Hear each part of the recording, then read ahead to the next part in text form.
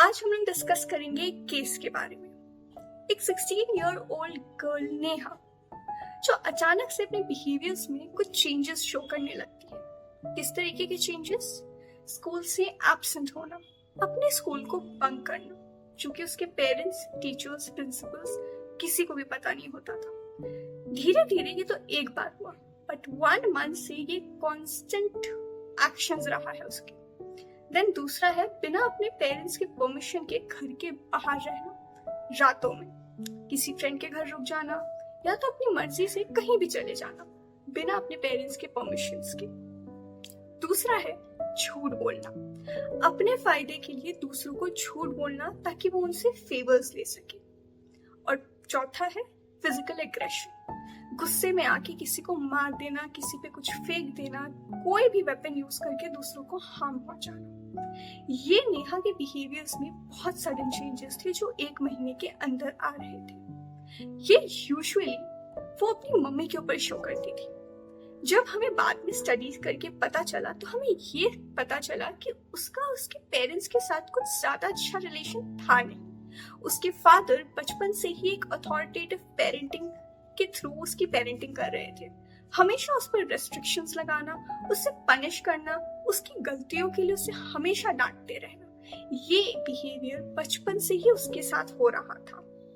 इस बिहेवियर के वजह से उसका बॉन्ड उसके फादर के साथ कुछ ज्यादा खास नहीं था।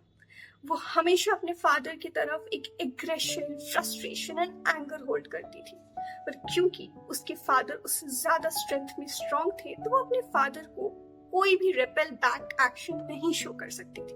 पर वो किस पे करती? वो अपनी मदर के साथ करती। क्यों? क्योंकि उसकी मदर एक स्पेशली एबल्ड वुमन थी। उसकी मदर यूजुअली उसके एक्शंस के लिए उसको रोक नहीं सकती थी, तो जो भी फिजिकल एग्रेशन होता था या वर्बल अब्यूजेस होते थे वो अपनी मदर की तरफ शो करती थी। अभी हमने जो केस सुना वो केस था एक बिहेवियरल डिसऑर्डर के बारे में। जिस डिसऑर्डर को कहते हैं conduct disorder. Neha conduct disorder के सिम्टम्स शो कर रही थी। उसने माइल्ड कंडक्ट डिसऑर्डर के सिम्टम्स शो किए थे। अब ये कंडक्ट डिसऑर्डर होता क्या है? कंडक्ट डिसऑर्डर एक बिहेवियरल डिसऑर्डर है जिसमें एक बच्चा सोशली बनाए हुए रूल्स और बिहेविंग के तरीके से नहीं चलता है। आप उन्हें जितना कह लो कि रूल्स फॉलो करो या इस तरीके से बिहेव करो, वो आपकी उन बातों को कभी नहीं सुनेंगे। ऐसा नहीं है कि वो सुनना नहीं चाहते हैं या ऐसा नहीं है कि वो आपकी बातों को समझते नहीं है, पर इसका क्या रीजन है कि आज तक नहीं पता चला है। ये बच्चे जो होते हैं ये दूसरों के इमोशंस को जल्दी कैच नहीं करते हैं। ये दूसरों के प्रति एम्पैथी शो नहीं करते हैं। ये कभी नहीं समझेंगे कि उनके एक्शन से दूसरों को कैसा फील हो रहा है या उनको बुरा लग रहा है। आप यहाँ तक कि ये भी नोटिस करेंगे कि जब भी आप उनसे उनके एक्शंस के बारे में पूछेंगे कि तुमने ऐसा क्यों किया, वो अक्सर अपनी सारे एक्शंस का ब्लेम दूसरों पे डाल देंगे कि उसने मुझे ट्रिगर किया था, उसने मुझे उकसाया था, वो मुझसे गलत तरीके से बात कर रहा था।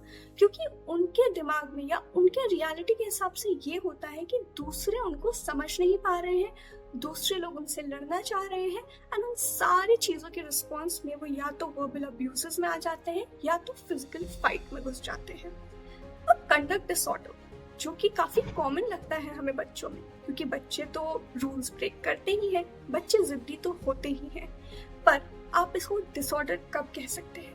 ये होता है एक इंटेंसिटी, टाइम, ड्यूरेशन, फ्रीक्वेंसी, ये सारी चीजों को नजर में रखते हुए।